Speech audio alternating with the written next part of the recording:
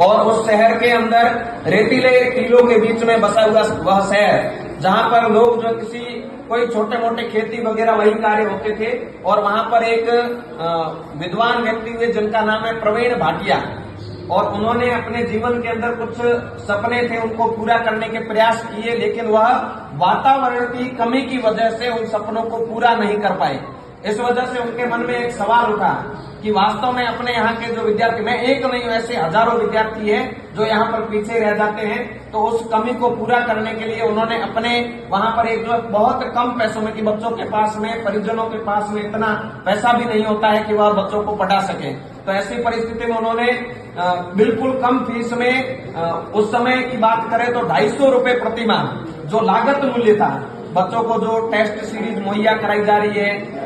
उनके टेस्ट लिए जा रहे, तो उनकी जो फोटोकॉपी वगैरह जितनी प्रोसेस चलती है, उस प्रोसेस का जितना खर्चा होगा उस खर्चे के आधार पर, मैं स्वयं वहां पर पढ़ करके आया हूँ 6 महीने तक, तो उसका बड़ा लाभ वहां के विद्यार्थियों को हुआ।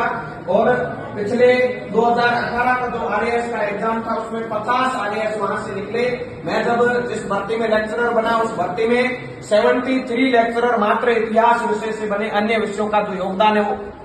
अलग है। इसके अलावा असंख्य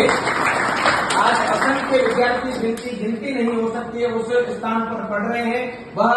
आज एजुकेशन के साथ साथ रोजगार का भी बड़ा बन गया, जहां लोगों को रोजगार के लिए सोचना पड़ता था। छोटे छोटे क्षेत्र या अपने